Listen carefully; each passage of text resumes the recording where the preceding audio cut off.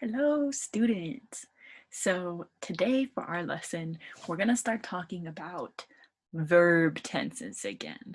I know that they're complicated. I know that they're hard to understand. And I know that we have covered a lot. And so this lesson today, I think is going to be a review for a lot of you. It's going to be something you've already looked at, but we're going to look at it again. We're going to review it. So today we're going to talk about using the word will to talk about the future. It's also called simple future tense. So why do I use the word will? What do we use it for in English? So future tense, the reason we use future tense, not just simple present future tense, but or simple future tense, not simple present future tense, sorry. Uh, the reason we use simple future tense is to talk about anything, any action that is happening after right now, anything that's happening in the future, not happening in the past, not happening right now, but something that's going to happen in the future. So there are a lot of ways that we can talk about the future. We can say will be, we could say going to, we could use lots of different ways to talk about in English the future and actions that we want to do, that will happen, somebody else wants to do. We can use it to talk about the future. Now, one of the ways that you can do it is just by using the word will. Just that little verb alone will help you to talk about the future. For example, I will walk the dog. I will take the bus home. I will sit down. And you'll see that when we use the word will, we can use it to talk about something that we're planning on doing in 10 years, 10 years from right now in the future, or something that we plan on doing in a couple of minutes. The future can be any time after right now, this moment. So if you said, I will sit down, it could just mean I'm going to sit down in the next 5 seconds, right? In the next minute. But you could say, oh, I will go to nursing school. And that could be in 5 years. So it doesn't really tell the listener exactly, the word will doesn't tell somebody exactly what time you're going to use it. That's why we use other English words like tomorrow or in 5 years to describe exactly when. But when you use the word will, it makes the listener go, okay, we are talking about the future. We're not talking about right now. We're talking about something that will happen after right now. So this is how you make it. This is how you put it together. So you're going to have a subject, then you use the word will, and then a simple present verb. Why do we use a simple present verb? That's so weird. We're talking about the future. Isn't there a verb that we can make into future tense? And not really. In English, we can make verbs past tense, right? By putting an ed at the end, or if it's an irregular verb, we change the word. So we can say walk is present, but walked is past. Get is present, got is past. So in English, we can change verbs from being present or past. But when we talk about the future, we don't have verbs that we can change that just make it a future verb, which is kind of hard. So what we use is verbs that help somebody to hear and listen and say, okay, they said a simple present verb, but they also used the word will, which means we're not talking about the present, we're talking about the future.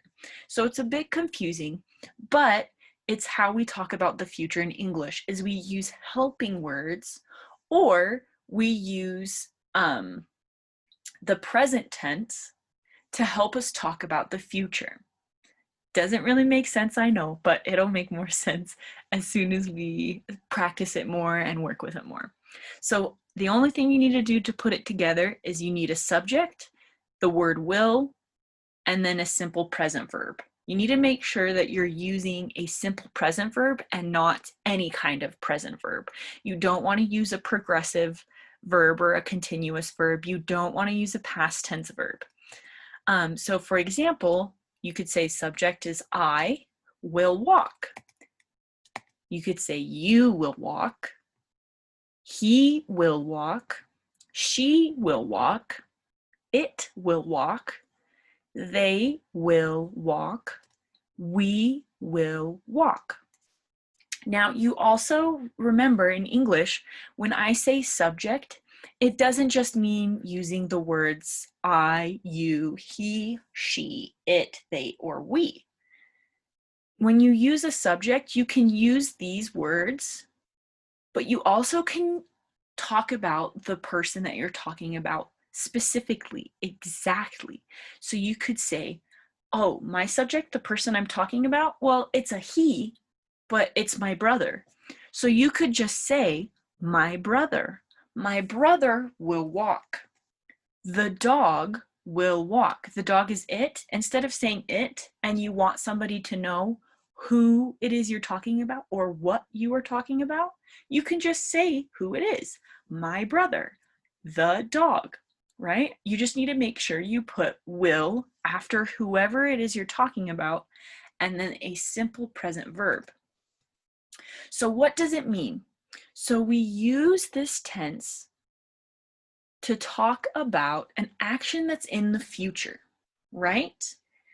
And usually in English, people use it when they're trying to talk about an action in the future that is planned, something that they already have planned, right? It's something that they want to do, or it is something that they are going to do. It's something that is already decided, right? So, yeah, so we use a simple future tense to talk about one action that's happening in the future. It's not used to talk about an action that's like going to keep happening, right? You know how in simple past tense, it's only talking about one action that happened, right? It's the same with simple future tense. It's just one action that's going to happen. That is the future, what will happen. It doesn't say it's going to keep going. It doesn't say that it's going to start right now. It just says, this is something that is not happening right now, something that I don't know if it will keep going, but it's something that is going to happen. The action will happen, right? So that's one of the reasons we use it. We also use it to ask people to do an action. So that's why we use will, is because it's a future tense. So we're saying, can you do this action for me in the future? Meaning, is this something you can do for me? And since they can't do it, before you ask them, that's why you use will. So we use it to ask people to do something, to do an action. Will Mark pick up my medicine? Right? So it's asking, will Mark do this action? Will Mark pick up my medicine? Or you can use it to ask someone what they plan on doing in the future. So you could say, will you be here tomorrow? It's saying, we use will to say, are you planning on being here tomorrow? And instead of saying, are you planning? We could just say, will you be here tomorrow? Or will you come to my house for dinner? You know what I mean? It's saying, okay, like, is this something that you're planning on doing? Will you go to nursing school? What we used to ask people what they plan on doing. So this is how we make it negative. So this is a really quick lesson. You have your subject, You have the word will, and then you have to put the word not, right? Because not is what tells us that it's negative. It's what tells us that it means no, this is not what happened. This is the opposite of it happening. Yes, negative is nope, didn't happen. So we use the word will and not together, and then we use the simple present verb. I will not walk. You will not walk. He will not walk. She will not walk. It will not walk. They will not walk. We will not walk. Now, just like before, the subject can be anybody. So I can use somebody's name, right? Amanda will not walk. Or my daughter will not walk. So that's how we make it into a negative. Now, remember, in English, we have things called contractions. That's just the name of words that we squish together to make one word. And will and not can be squished together to make one word, which is won't. Won't. Will and not together is won't. I will not go to the store. The other way you could say that is I won't go to the store. This sentence right here and this sentence right here, they mean the exact same thing because won't is the same as will not. They're the same. So that's why you can use won't, is because instead of saying I will not go to the store, you just say I won't go to the store. Now, in English, a lot of people, usually out in the West where we are, in the Southwest area, West Coast of the United States, people don't pronounce their T's, particularly here in Utah. So instead of saying won't, I won't go to the store, usually you hear, I won't go to the store. You'll be like, what? What did you just say? I won't? What's won't? What's won't? They mean to say won't, but because people don't really say their T's in Utah, it sounds like won't. I won't go to the store. Won't. I won't go to the store, instead of saying I won't go to the store. So sometimes it can be confusing listening to people. So you can make another sentence. My friend will not come with me. You can say, my friend won't come with me. Or if you're in Utah, my friend won't come with me. Weird, right? So weird. So there are more contractions that I've showed you before, but we'll go over again. I will is also the same as I'll. I will, I'll. You will, you'll. It will, it'll. That one's weird. It'll. It will, you can say it'll. It'll rain tomorrow, right? It'll rain tomorrow. It will rain tomorrow. She will is she'll. He will is he'll, right? They will, they'll. We will, we'll, right? Good job. I'm sure you guys have got these. I just wanted to go over them again. So we're going to practice. We're going to look at some of the contractions that we can use in a sentence. He will leave at 6 can turn into he'll leave at 6. He'll leave at 6. My family will not visit me this year.